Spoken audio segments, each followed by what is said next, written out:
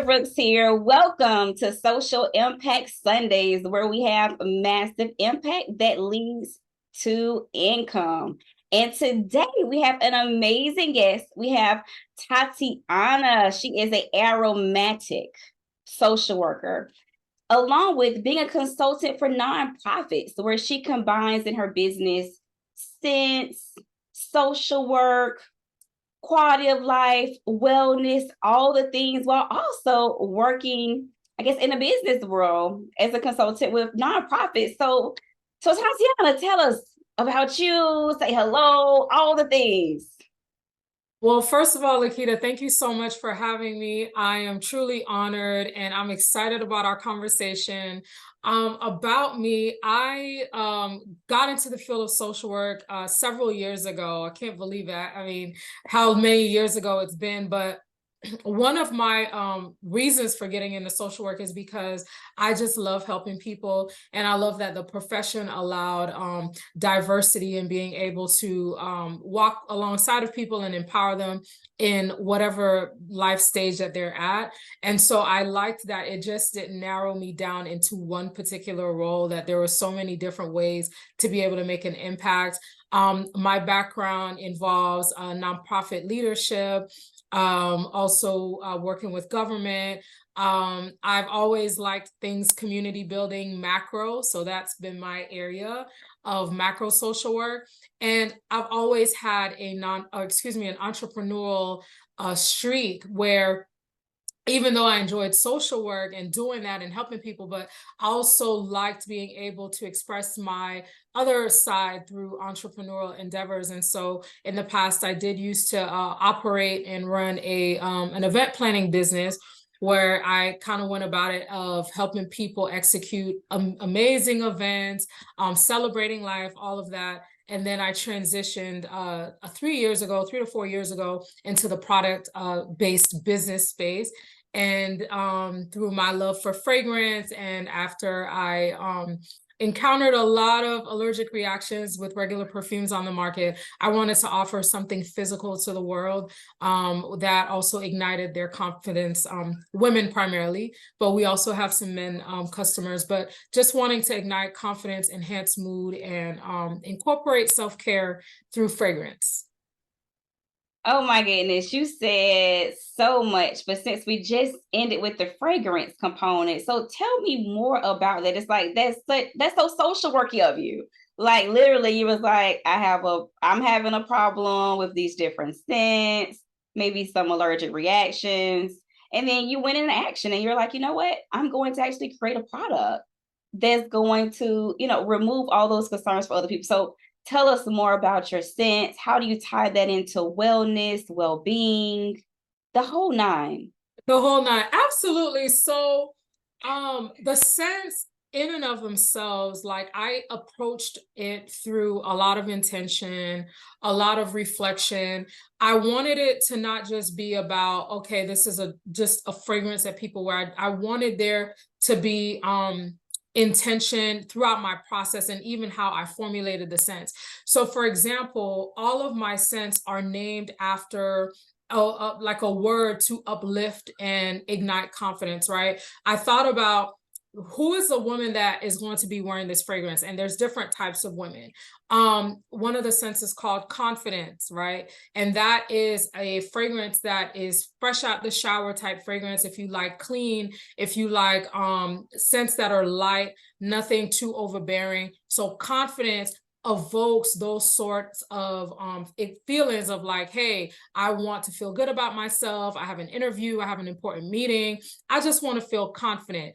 And so I looked at every fragrance profile, and I wanted to incorporate a name or something that would represent that. Another fragrance that's really popular is elegance. It's called elegance, and elegance has notes of citrus. It has sweet notes. It has amber. There are warm woods that when it dries down. But elegance is about a woman that wants to feel amazing. She's classy. She wants to present herself in a very sophisticated and elegant way. And those are the things that I wanted to come out. And so when women tell me, man, your fragrance makes me feel amazing, I feel elegant. Oh, I like the names. Other names are magnificence. Opulence is another name. Opulence is a spicier, woodsy blend, right? So if you are into all things amber, if you like warmer scents, if you want to make a statement when you walk in with a few floral notes, right? Like opulence is that.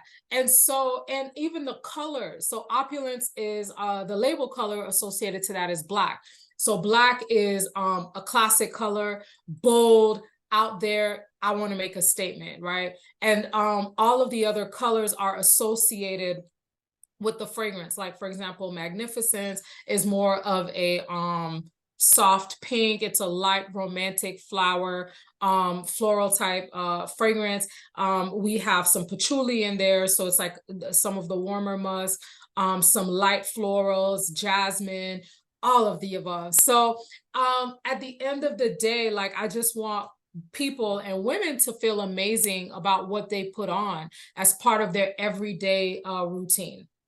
Oh my goodness. I'm just like, I'm in awe. I'm just loving the intentionality, the science behind it, the thought behind it, the empowerment. Like, it's as you talked about opulence and just it was like I felt the energy of Yes. your enthusiasm. And then also I can't even smell the fragrances at this second, but I'm just like, oh my goodness, I'm just visualizing. I'm like using all of my senses as you're Yes. describing, the amber and all of these other unique names that you listed. So when people say social workers just do child welfare, like you have definitely breaking that, like you have completely broke that mold. Like you have a whole fragrance line. Like, and let's not forget you also do nonprofit consulting. So tell us more about that. Yeah, so with my nonprofit consulting work, I actually contract with a great funder in Houston. Excuse me. So that foundation provides grants to small businesses and nonprofit organizations. And so with my background being in nonprofit leadership, there was a lot of things that I was able to bring in. And I knew from a macro standpoint that I wanted to empower other organizations who are startups, because I know what that was like, starting a new organization, having to do everything from scratch, wearing multiple hats, trying to figure out the systems. There's just so much that goes into it. And so with this opportunity that I have, it's really exciting because I get to work with, be on the other side where we're giving the money to the community who's doing amazing work, and I sort of like assist in providing sessions that is going to be beneficial, right? So in my role, I oversee a lot of the presentations to help empower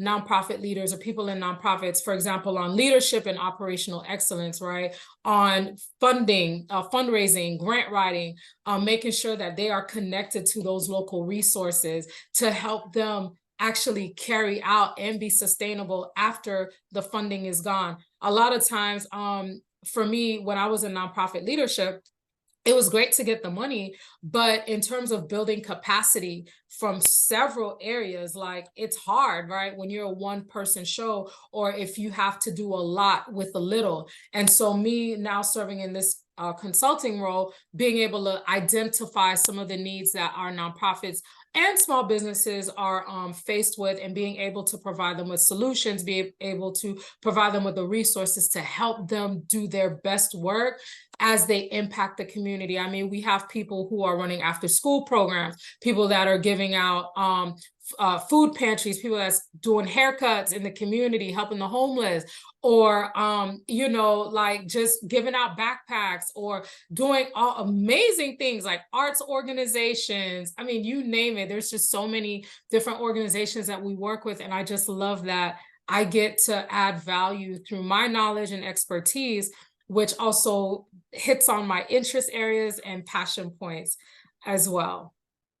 Yes, all I'm hearing is like impact, impact, along with people getting the income to support the causes that they believe in.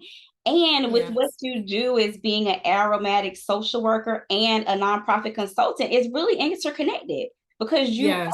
own a business, you're managing a business, you're running a business, and now you're also supporting nonprofits who have Yes. funding with managing, building their business, having capacity, probably also dealing with some cash flow concerns, Yes. Yes, definitely. leveraging, those expertise to also get other income generating sources.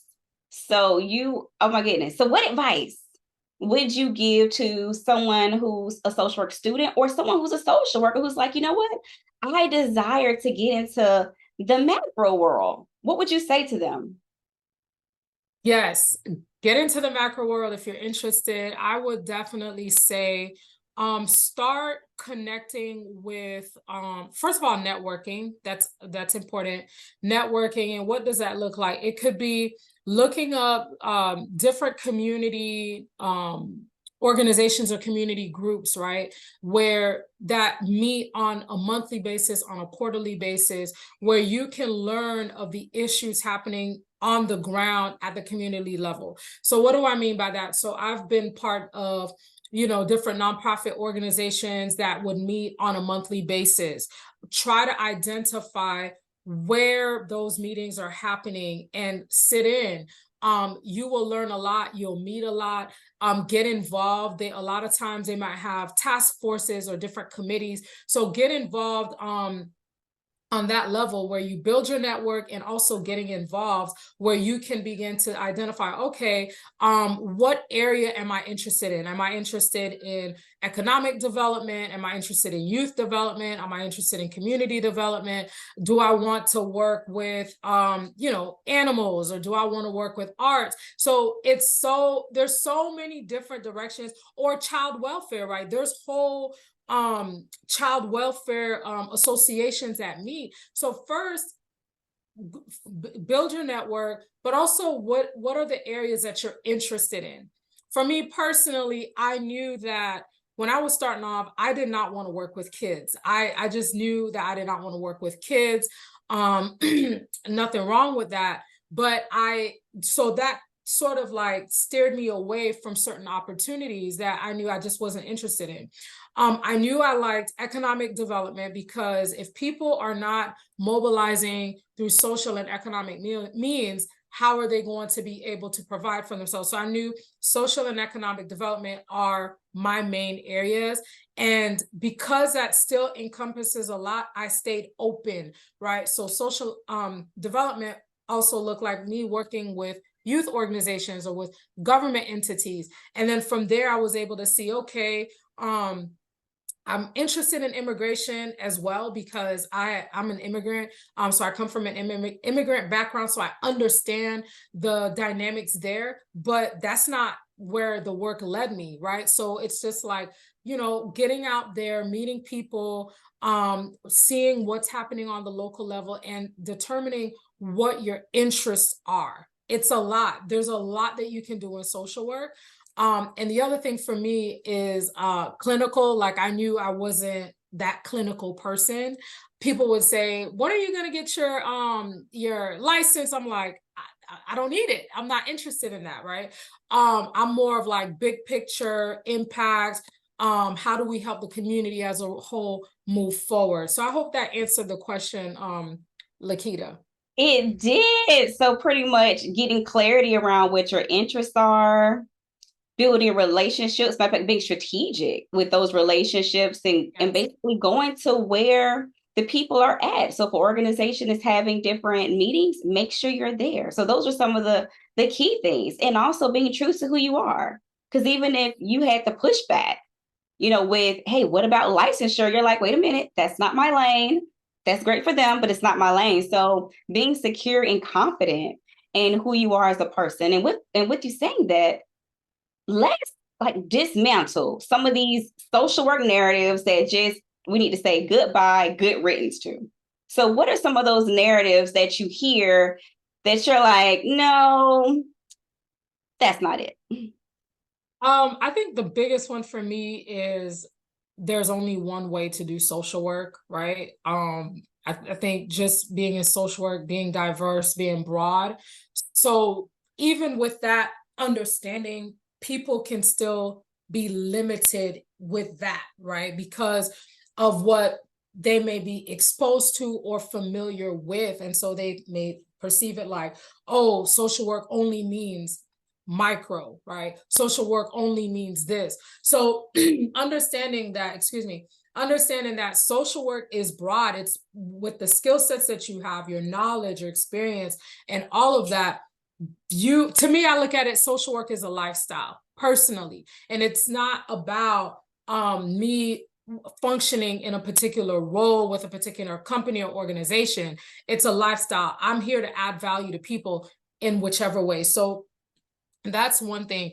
The other thing is that there's no money to be made in social work, right? Or you have to make a vow to poverty. And absolutely not. There's so many ways to make money. Now, of course, that's a whole other conversation as far as going down a traditional role. Maybe there may be some limitations, but even with that, like you could still apply your skill set, and that can be transferred. For me, it was through entrepreneurship, where I'm like, okay, well, I don't need to look at the traditional social work role to fulfill my financial goals.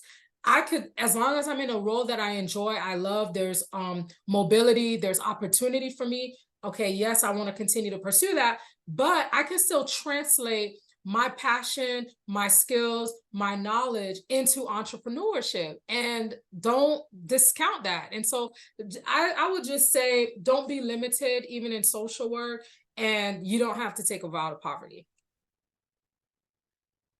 You have said a mouthful. So with that, any other last thoughts, things you want to share with our audience? Just get out there and do it. Just do it.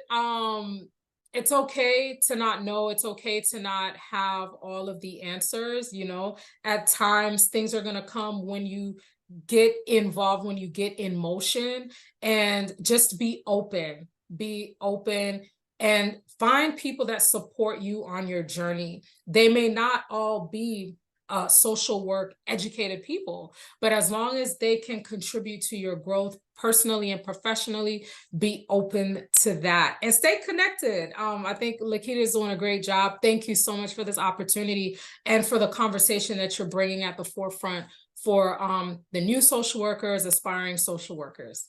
And thank you for being here today. And how can people find you? You can find me at aromaticperfumeoils.com. That is the primary way as far as with my fragrance business. And I'm also on LinkedIn, Tatiana Fortune. All right, Tatiana. Thank you so much for being here today. Thank you to our audience for joining us for Social Impact Sundays at 6. I am Lequita Brooks, your social impact speaker and strategist. And if you're looking for a speaker, make sure you go to booklequita.com. And until next time, you can have massive impact that leads to income.